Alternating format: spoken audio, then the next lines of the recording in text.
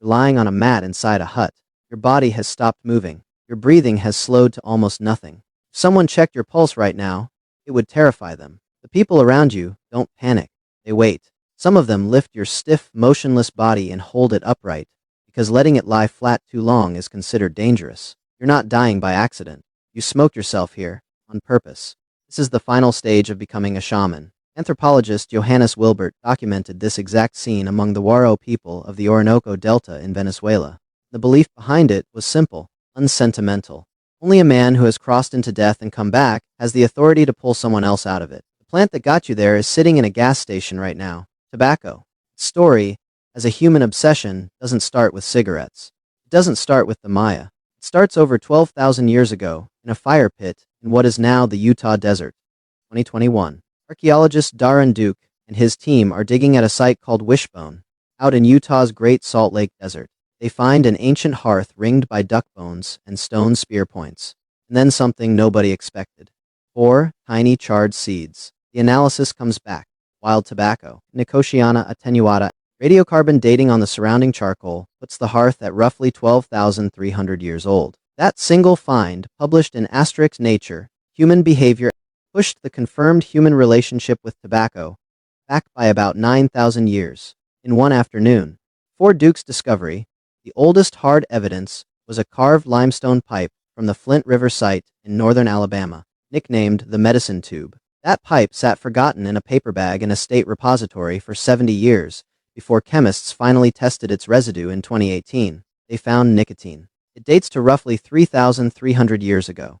2 completely different types of evidence. 2 completely different parts of the continent. Both point to the same thing. You weren't stumbling across tobacco by accident. You were seeking it out, specifically, for an almost unimaginable stretch of time before anyone was writing anything down. Tobacco's actual birthplace, botanically, is further south, the Peruvian and Ecuadorian Andes, where genetic studies place its center of origin. Cultivation likely began somewhere between 5,000 and 3,000 BC. From there it moved north, through Central America, into Mesoamerica, reaching the Mississippi Valley by the first millennium BC. Nobody wrote down the exact moment someone first inhaled burning tobacco smoke on purpose. But once it happened, it never stopped. Here's the detail that changes everything about this story. The tobacco early Americans were smoking was not the tobacco in a modern cigarette, not even close.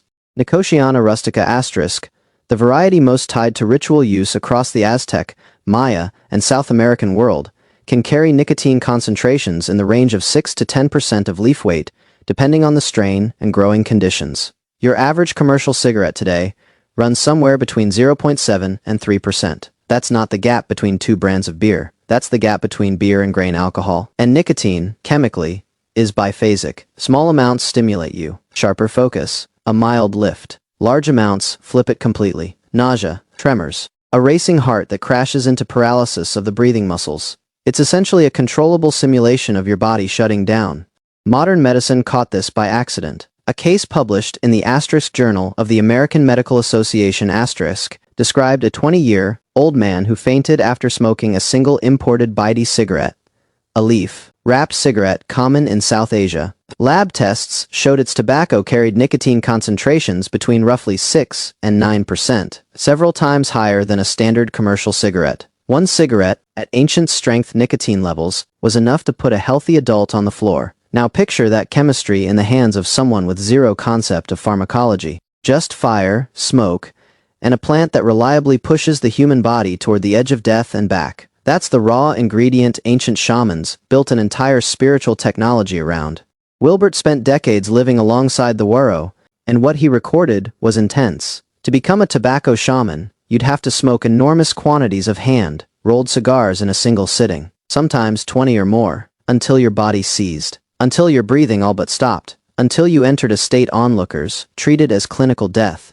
Only after reviving from that state were you considered to have earned the authority to heal. This wasn't superstition slapped randomly onto a drug, it was internally consistent. A healer who has never faced death himself can't be trusted to guide someone else through it. Some shamans describe the ordeal as a literal journey, passing through hostile, dreamlike terrain, guarded by supernatural dangers, reaching a final threshold, and returning changed. Some traditions even held that the ordeal permanently altered the shaman's voice. as if his vocal cords now belonged to something other than a man.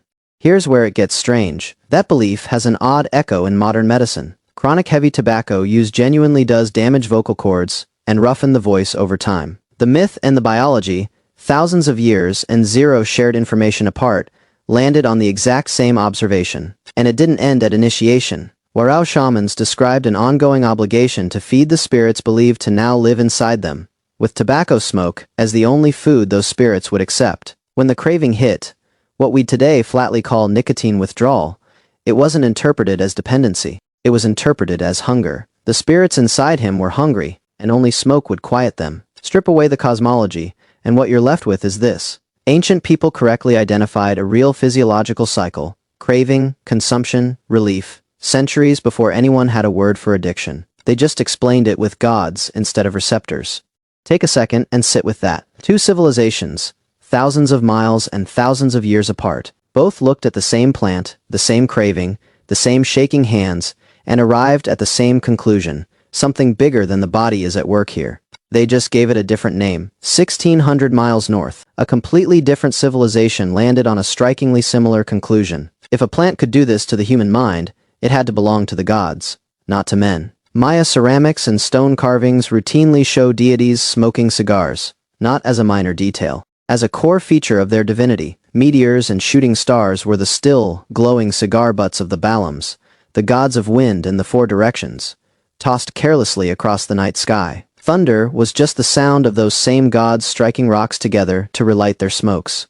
The clearest physical evidence for this sits carved into stone at Yaxchil N, a Maya city on the Usumacinta River. On one of its famous lintels, a kneeling noblewoman draws a thorn-studded course her tongue in an act of ritual bloodletting. A companion carving from the same doorway shows a figure interacting with a serpent, vision rising out of a bowl of burning paper and blood. An object held in these scenes has long been debated by Maya iconographers.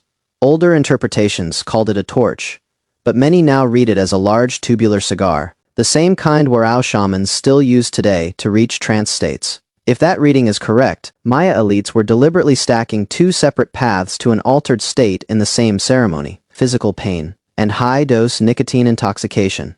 Even Maya scripture writes tobacco into its founding myths. In the Popol Vuh, the sacred narrative of the Quiche Maya, the hero twins are handed lit cigars by the lords of the underworld and ordered to keep them burning all night without ever finishing them. An unwinnable trap. Their solution was a trick. They swapped the lit ends for glowing fireflies, faked a burning cigar that never actually burned down, survived the ordeal by deception rather than obedience. At high enough doses, some Amazonian ceremonial cigars, measured at 50 to 75 centimeters long, nicotine can produce effects that overlap with genuine hallucinogens. Distorted time sense.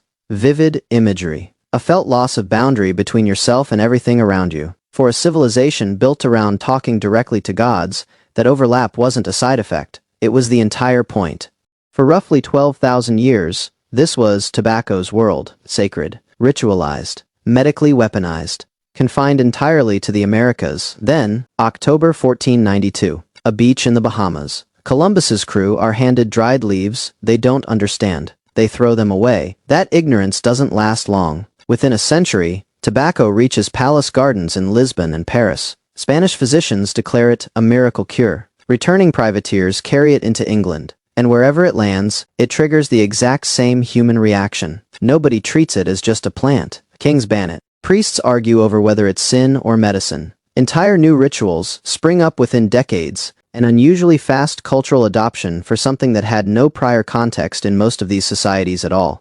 That speed alone is a clue. A plant doesn't get banned by kings and worshipped by shamans on two separate continents by accident. Something about what it does to the human nervous system demands an explanation. Every single time humans encounter it, stop and notice what just happened. A plant crossed an ocean, landed among people with zero shared mythology, zero shared history with it, and within a single generation, they built the exact same reverence and fear around it that shamans in the Amazon had built over thousands of years. That's not coincidence. That's the plant itself doing something to every brain it touches. 12,300 years before anyone understood what a neurotransmitter was, someone in the Utah desert dropped tobacco seeds into a fire and breathed in the smoke on purpose. Somewhere in South America, that same discovery grew into a ritual, so intense that shamans trained themselves to survive their own simulated death. In the Maya world, it became proof you were speaking directly to your gods. None of them had the chemistry to explain why. They just knew, with total certainty, that this plant reached a part of the human mind almost nothing else could touch. So they built rituals, mythologies, and entire religious offices around chasing that feeling on purpose. We may never pin down the exact moment a human first put fire to a tobacco leaf, but the evidence left behind tells you this wasn't a habit that crept up on us slowly. 4 charred seeds, 12,000-year-old hearth, nicotine baked into a limestone pipe forgotten in a paper bag for 70 years. A shaman's motionless body, lying on a mat, waiting to be lifted upright, waiting to be reborn. It was, from the very beginning, a deliberate walk toward the edge.